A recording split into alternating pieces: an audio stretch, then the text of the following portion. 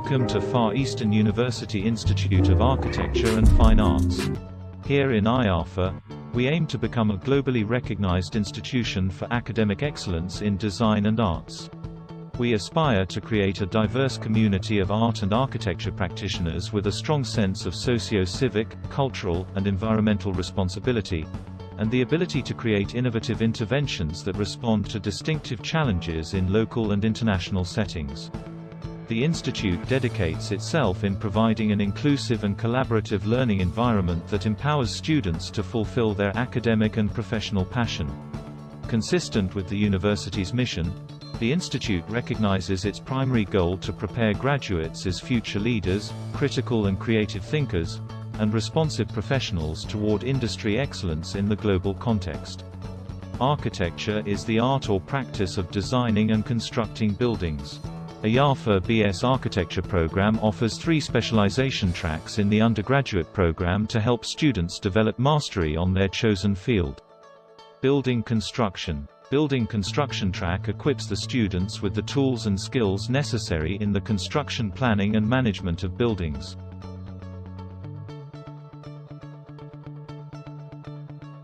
Housing design. Housing design track deals with the design of green housing and communities, conservation of heritage and traditional settlements, and current and future trends in urban residential housing. Urban design. Urban design track covers concepts and solutions for livability in cities, conservation of the built environment and ecological design in cities. BS Architecture program in IAFA focused to develop students in the basic creative and technical skills in freehand and technical drawings.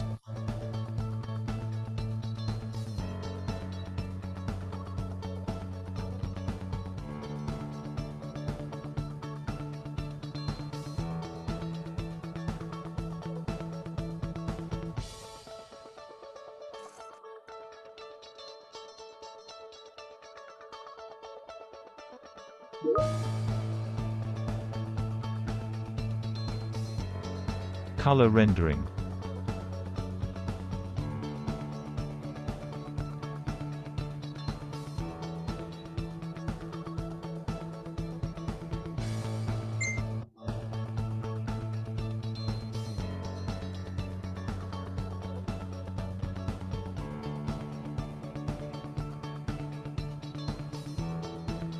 Computer-aided design and drafting.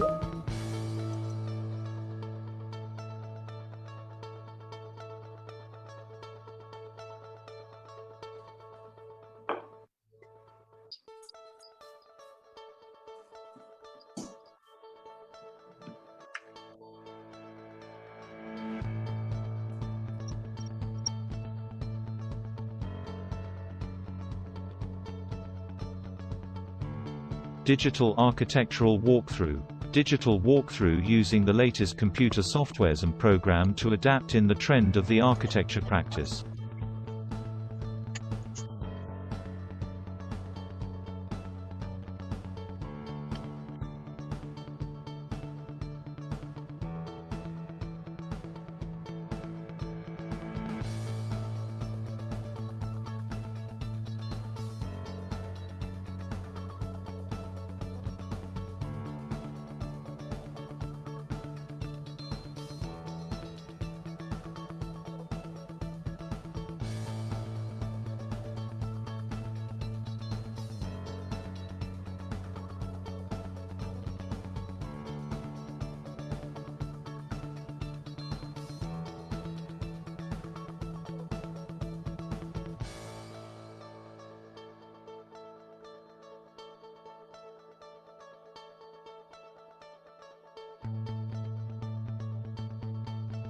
Focusing on university's mission in attaining excellence, IAFA students have won in various design and arts competitions as well as producing architectural board exam places.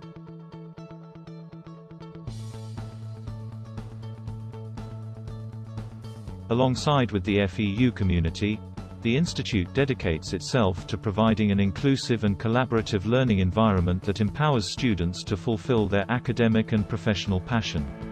as well as their sense of belonging in the community and their social responsibility. Realizing technology to create new media and tools for harnessing creativity, IAFA has invested in upgrading its facilities with the addition of new computer laboratories that feature the latest hardware and software for computer-aided design, animation and rendering.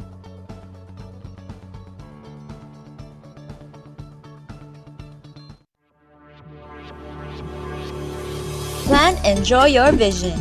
With your own hands, sketch and paint characters and put them in motion. From mere ideas to tangible pieces, capture subjects, document moments, make the world today more fun, create anything under the sun. With skills, of course, you could do so much more. There's a lot to learn, and here in IARFA, opportunities await, with up-to-date facilities and instructors to help you build your craft. From the classrooms to actual art events, learning is boundless. With acquired skills and experience, you can be the artist and visionary you aspire to be. You are a storyteller.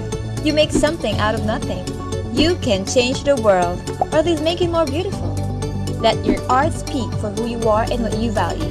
We are here beside you.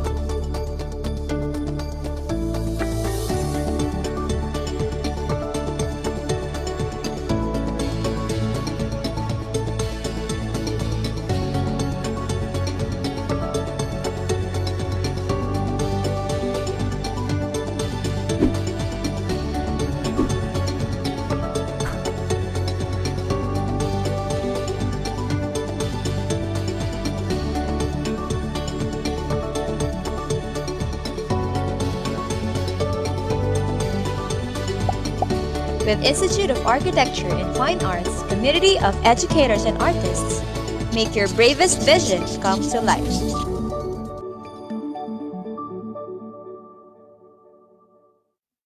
So you wanna be an artist?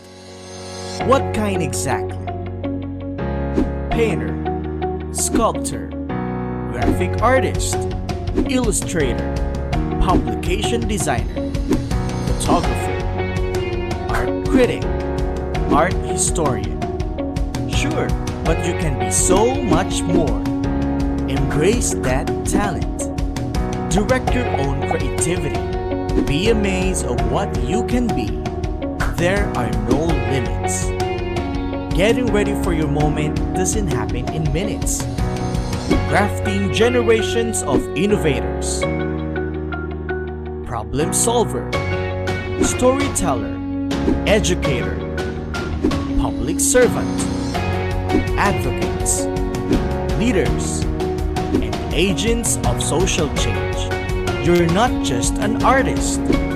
Here at Far Eastern University Institute of Architecture and Fine Arts, make your bravest vision come to life.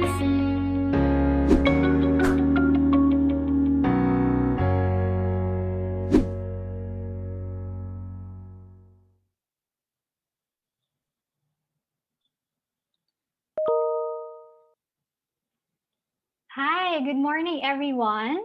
So, to all our participants via Zoom and our live broadcast in Facebook through Far Eastern University's social media page. I am Ms. Karen Mainit, a faculty from the Institute of Architecture and Fine Arts Manila, taking you this morning for an hour of inspiration and creativity through our invited artists. Today's topic is entitled Art Talk, Creative Process and Inspiration. So as we continue to celebrate Women's Month, we are very much privileged to have with us a very talented woman and visual artist who is actively involved in the local art scene. So let me introduce our guest for today. She's a graduate from the Ateneo de Manila University in 2012 with a degree in AB European Studies, minor in Marketing and German Studies. In 2011, she acquired Diplom Deutsch B1 at Karl Duisberg Zentrum Munich, Germany. She also attended several art residency programs abroad in 2016, from New York to France and all the way to Germany. So our talented guests have also made her way even in print media where her works are published. So just to name a few, she was a contributor for Rogue magazine, in Gullet Clinton Palanca as an illustrator, for Esker Philippines as a contributor and illustrator, and some of her works on notes and essay section. Not only that, she also appeared and was featured in many of our local magazines and broadsheets, some of which are for Esker Philippines, 12 inspiring Filipino creatives who are on the rise. Another is in Town and Country Philippines in 2018, entitled New Obsessions, Isabel Santos and the Artists to Watch. Another is in Northern Living cover for her cover work. In Philippine Star, They Might Be Giants for Art Fair Philippines 2016. And another for Art Fair Philippines 2015 entitled The Artist is Present. Our guest artist has also been very supportive and active in different exhibitions within the circle of art galleries and shows in the metro. In fact, she has joined many group exhibitions and had numerous solo shows. Some of them in 2014 in Silver Lens Galleries and West Gallery, in 2015 for her solo exhibition in West Gallery entitled Step 1, Step 2. In 2016, in the same gallery, entitled The Warmly Cool, Clear, Ringing, Perfumed, Overflowing, Redundant Days. In 2017, she also had her solo exhibition in West Gallery entitled Should I Remember You? In 2018, she had 3 solo exhibitions for West Gallery, Blank Gallery, and Finale Art File, the titles of which are Image May Contain, Only What I Want to See, and What's Keeping You Awake. In 2019, she had 2 solo exhibitions for West Gallery and Blank Gallery, entitled Yes But Bigger, and finally They Let Me Sleep, and very current in 2020 for West Gallery, entitled Alt Philippines. And to add to the already many list of accomplishments as an artist, we can be more than very proud of her for representing our country in a global art competition. She's a grand winner of the recently concluded UTGP 2020 plus MoMA, or the Uniqlo Top Grand Prix 2020.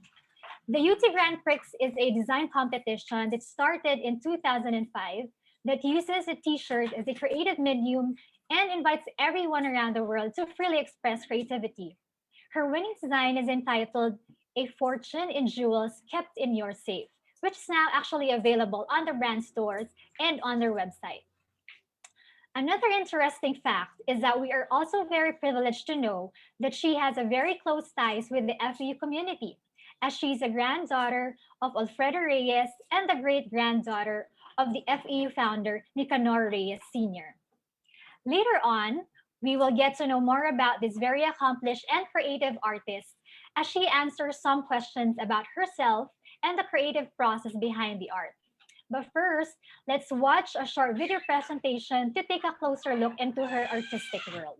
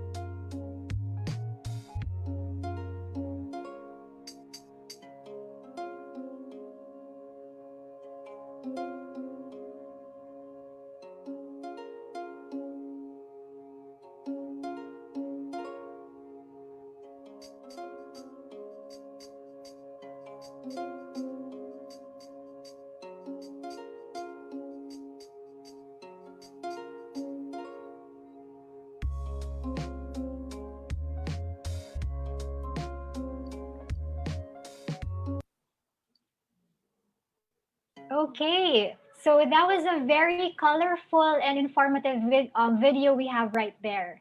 First, we would like to thank the creative team behind it. So we are now very much excited to meet our featured artist this morning and to get to know her much better. I know our audiences are feeling the same way, and let us not really keep her waiting for so long anymore. Let us welcome Miss Isabel Santos. Hi, Miss Isa. Good morning. Good morning. Ayan. Okay. So, before we get into the questions this morning for you, yung mga prepare namin, and maybe we can have some questions answered later on from our audience. Tanungin ko muna, how are you, Miss Isa? Good. Medyo maaga than usual ang gising, pero okay naman. Okay, so magandang okay kayo. I mean, you're home and you're safe. Okay. Yes, yun ang So let's importante. Yeah. Okay, so let's keep the ball rolling already kasi alam ko excited yung mga viewers natin to know more about you and of course, yung mga ginagawa mo as an artist. So, but let me first ask, this is something like a personal question. Okay lang ba? Magtanong muna ako? Sige. Okay lang. O, sige. So, how is it like for you, Miss Isa, as an artist, like, you know, going through this uncertain times right now, especially, di ba, that, you know, museums and syempre yung mga galleries natin have been really very limited. I mean, because syempre, we cannot access it for almost a year. And when it did, it had to be closed again. So, paano yun sa'yo? Anong naramdaman mo? Actually, yung may show ako, prepare recently, and it's been rescheduled siguro 3 times na. And I think since yung ECQ tayo ngayon, ma-reschedule siya ulit. Parang ano lang, may state of limbo. Yung, is it gonna happen? Ano rin nung start ng pandemic, it's very like, gagawin ko ba to? May makita ba ng mga works ko? Kasi syempre lahat tayo stuck at home, tapos ginagawa mo yung works mo in the future, for the future, and everything keeps being rescheduled or canceled. So parang ang hirap makahanap ng motivation. Pero I just tell myself na I'm lucky that I have the option to stay at home and do my work at home. Yeah, that's good to know, no, na parang kahit na parang very uncertain sa labas and people have been, you know, wanting to go out, visit museums and galleries, pero merong mga artists gaya mo na parang who keeps on pushing through pa rin, di ba? And talagang nilalaban yung artistic side nila. So that's something good to know. Okay, so ito na nga yung first question natin. Ready ka na ba, Miss Isa? Oo. Okay. Sige. Sana nakatanggal ng kaba yung unang tanong natin, no? So let me ask. So, can you describe to us your journey in joining and of course in winning the UTGP 2020 plus MoMA Global T-shirt Design Competition? So maybe you can like run us through paano ba nagsimula, paano naisip, yung ganyan. So, yeah, tell us something about your journey din sa competition. So, I've known yung UTGP contest ng Uniqlo for a while. But this year, last year, it was different kasi MoMA. Usually, it's like other brands or cartoon characters like Pokemon or Nintendo, which di naman ako fan or di naman ako relate. And then when someone shared it on Facebook, I was in a stage of yung nag-a-apply for residencies, and I was parang looking for new ways to parang kasi stuck ako for a while nung end of 2019. So I was looking, so nasa phase nga ako applying for residencies, and when I saw this, parang good opportunity sa akin kasi nag-broaden yung scope of pwedeng sumali sa, kasi Draw Your World yung theme and MoMA pa. So as an artist, it got me very excited to apply. And then I looked at past mga designs ko and artworks, and doon I saw which can be translated kasi not all naman paintings can be translated to shirts. So I picked some, and luckily nanalo siya. So yan. Okay, so talagang parang minsan suntok sa buwan. Kung talagang Yun nga parang kung mananalo or ganyan. Pero good for you, diba? I mean, is it your first try? First try. First try mo siya. Wow, congratulations. Grabe, ikaw na ang pinagtala. Oh, yeah. Grabe. So, hindi ko natatanungin kung magkano pinalunan mo or okay lang ba sa'yo divulge sa amin? Google nyo na lang. Secret siya, secret. Baka mamahagi ka pa ng pinalunan mo. Oo nga. Sige. Alright. So, for a second question, what inspires you naman in making your art? Lalo na ngayon, di ba? Parang hirap yata kumuha ng inspiration. Sinabi mo na kanina. Pero for the past years na you've been working in your with your art? Parang ano yung parang inspiration? Saan ka kumukuha ng ano, ng panghuhugutan mo para makagawa ka ng magandang obra? Yes. Serious, sorry. Serious, no? Bigla. So before, parang when I see mga good works of art sa mga museums, ganyan, parang may parang feeling eh. So when I look at them, parang gusto ko rin maka-create ng ganon. So yun yung, I just wanna do something good and make, parang sana makaganon din yung my audience, yung mga tao makakita nun. Yan, nakaka-relate ako sa'yo. Yung parang talaga kaya importante na people or artists really like go to places kasi talagang nakaka-inspire siya, di ba? Lalo na pagpunta ka sa mga galleries, parang iniisip mo, sana ako din, parang makita ko din yung work ko dyan or parang sana ako din maging parte ako ng show na to, di ba? So yeah, sobrang nakaka-relate ako sa'yo. Minsan nakaka-inggit, di ba? Okay. So, how about naman that, you know, we're all going through such a very challenging situation, di ba? So is there anything or like anyone that continues to give you that drive or like inspiration to create more? Lalo na ngayon nasa bahay ka. Meron ka? I think yung well, syempre yung deadline, kailangan mo siya tapusin, di ba? Pero syempre, nag-inspire sa akin gumawa. Feeling ko kasi if hindi ako nag-continue, COVID lang may isip ko. Yeah. So parang it's very nice na may space ako to forget it for a while and just continue to develop my work and to parang continue my work and my paintings. Yeah. And I think as an artist, parang even if you're stuck anywhere, there will always be parang inspirations for you to really push yourself na parang, sige, like one day I'm stagnant or like I can't do this. Pero comes another day na parang, ay, kaya ko to or like, sige, ilalaban ko siya. So yeah, that's something good for you. Okay. So ang next nating question, were you ever actually discouraged?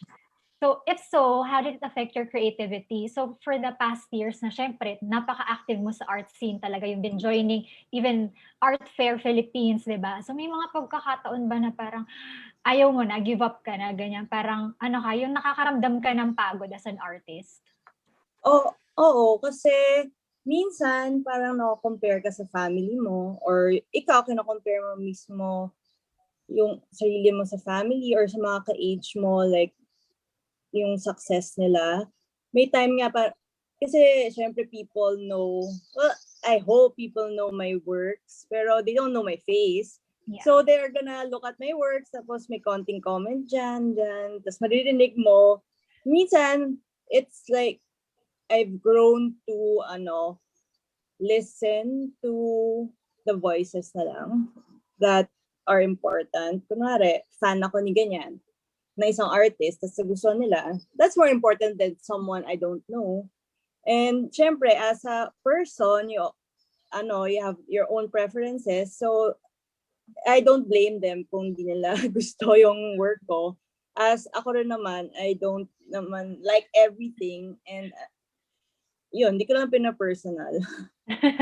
Okay, gusto ko yung kapag kunyari may show ka, tapos hindi ka nila kilala, tapos titignan nila yung gawa mo, tapos you're hearing parang good compliments, ganyan. Pero syempre, hindi mo maiwasan talaga. May maririnig kang parang nega. Pero nakakatawa lang parang, as an artist, parang, huy, andito yung gumawa niya. Yun nga, parang, diba?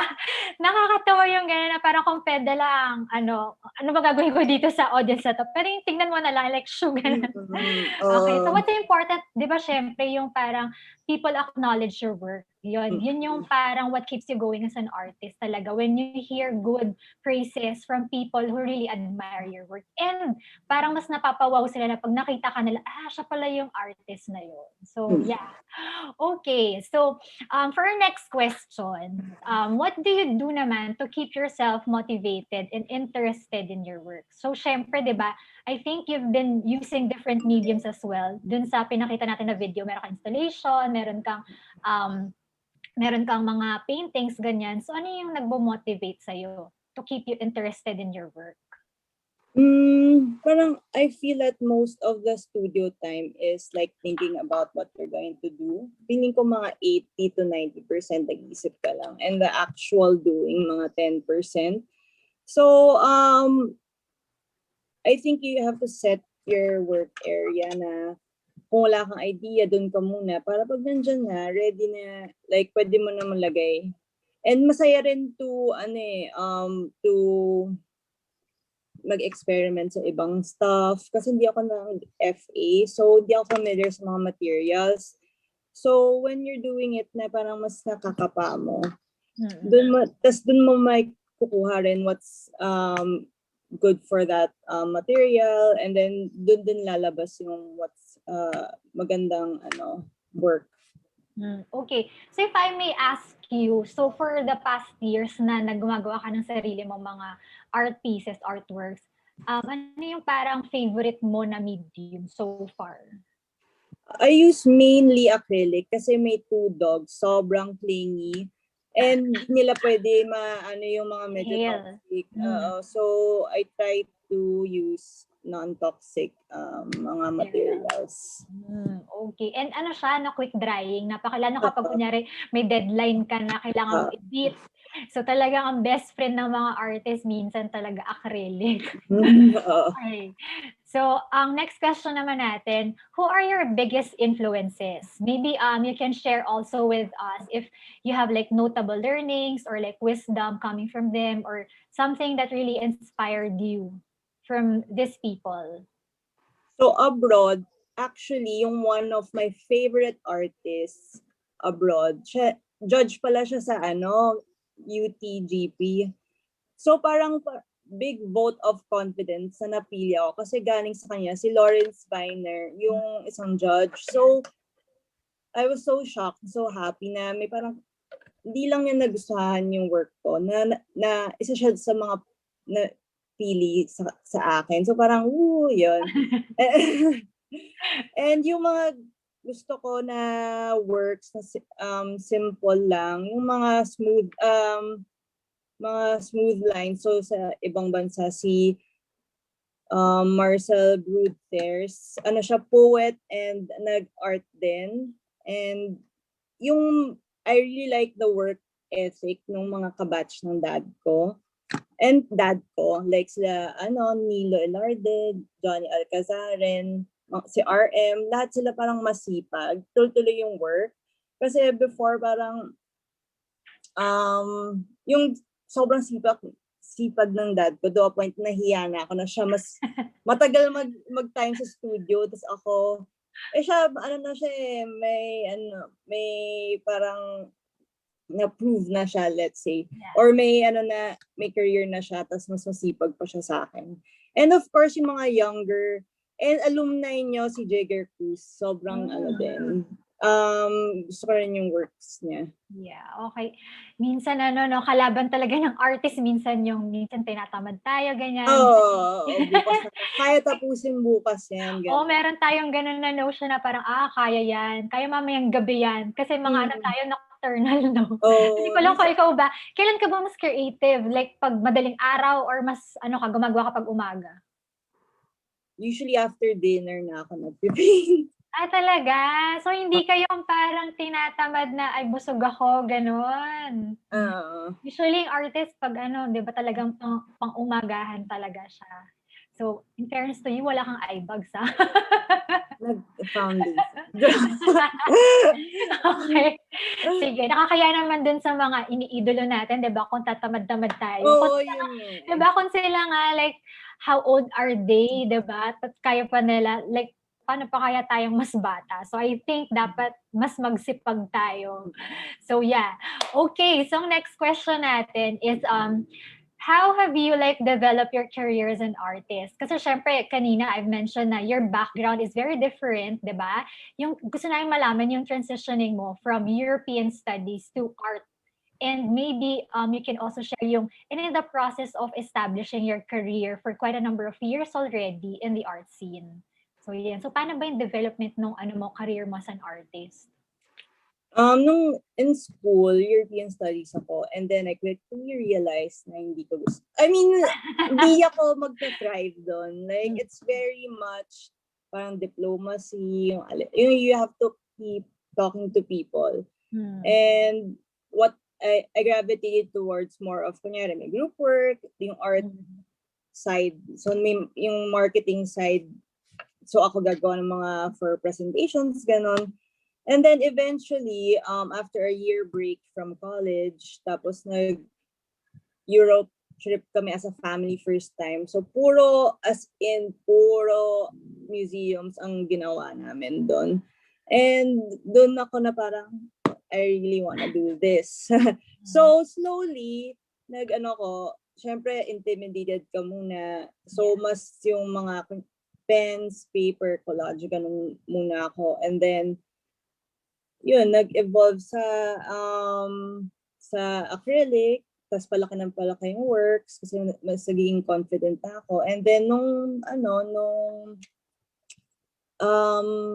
pandemic, nung COVID, nag-try din ako mag-silk screen, gano'n. And then nag-dye ako ng mga fabrics, paiba-iba, tapos kung ano yung lumabas. Tapos kung may pangit, secret na lang siya. Hindi pwede ilabas, no? Hindi pwede makita ng ibang tao. Baka mawalan ka ng isang fan. Okay. So, that's good to know, no, na parang yung yung transitioning mo from your talagang background, talagang nag-open pa ng parang more doors for you when you went abroad. Talagang yung travel, marami siyang nagagawin. I think a lot of artists din can relate to your journey kasi marami sa atin, sa kanila na parang at first kukuha ko ng, let's say, med course, ganyan, nasa nursing, ganon, or say for example, nasa engineering, only to find out a few years later, kunyari patapos ka, nag-graduate ka na. Biglang, ay, hindi pala ito yung course na gusto ko. So, yeah. Parang nakaka-relate sa'yo na ganyan. Or, meron ding mga ibang estudyante kami na parang nakatapos na ng isang course, only to find out na parang, ma'am, hindi pala ako para dun. Gusto ko talaga maging artist. Yeah. Okay. So, ang next question natin, Miss Isa, how do you handle art or creative block? Meron pang instances na ganun sa'yo parang, I don't know what to do. Like, stagnant yung utak ko ngayon, wala akong maisip, ganyan. Oo, palagi, feel ko. Yung advice ng lolo ko and dad ko is like, yun nga, mag-studio time ka. Or kung saan ka nagpipaint, dun ka muna.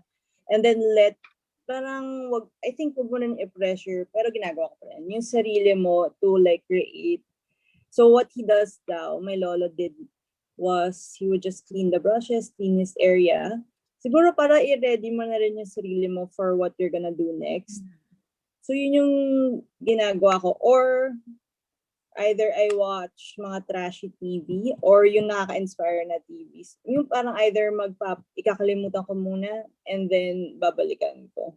Kasi if yung wala ka talagang idea, tapos ipilit mo, never nagiging maganda talaga yung result. Totoo. Yeah. So, ako nakaka-relate ako yung ganyan. Parang kahit na gusto mong gawin, pero wala akong maisip. So, parang, okay, tameme muna ako dito. I'm gonna do other stuff muna. So, parang, I think, yung mga artist din, ganun sila, no? Na parang, hindi siya yung pag gumawa ka ng isang artwork, yung tuloy-tuloy. Meron talaga tayo yung parang pause, no? Para makita talaga natin, parang in a bigger scale na, oops, okay pa ba yung ginagawa ko? I mean, aesthetically or even yung idea ko ba na ilalagay ko pa rin sa artwork ko. So yeah, I think marami nakaka-relate sa ganyan. So, parang ang galing mo na lang, no, kung hindi ka nakaka-create. Yun nga, diba? Parang, wow, genius ka na. Kasi I think kahit naman yung mga sikat na artists or even yung mga world-renowned natin, parang in a way, I think they've experienced creative block as well, no? Yeah. So, okay. So, because you have had so many exhibitions and solo shows already, do you have like a favorite or memorable artwork of yours? Sa dami ng shows mo, grabe kayo. Siguro yung nanalo ng it will always have a special place in my heart.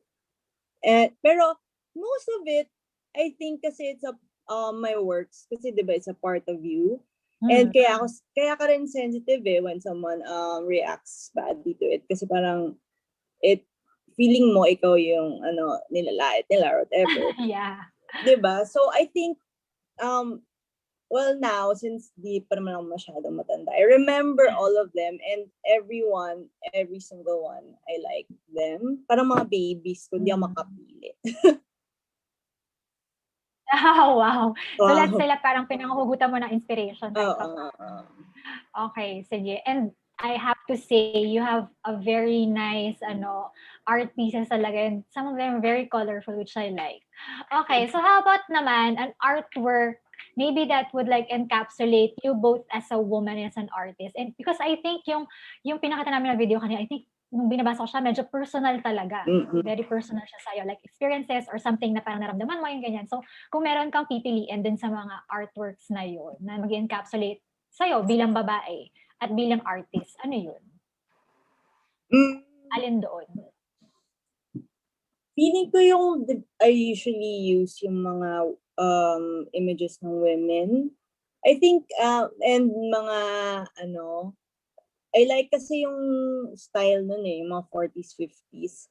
I'm not saying na ako yun, pero that's what I strive yung look nila to be. Kasi may din ako sa fashion and styling. So yung mga, I really like yung mga may, kahit dinistort ko, yung mga works ko with mga women. Okay. Actually, parang medyo similar tayo, no? Ako din, I'm gravitated to, mga artworks na parang nagde-depict ng mga kababaihan. Not because meron tayong favoritism kasi babae tayo or something. At hindi dahil Women's Month. So, but diba, ewan ko, it's just, parang may connection tayo, no, with the artwork, diba? So, yeah. Okay.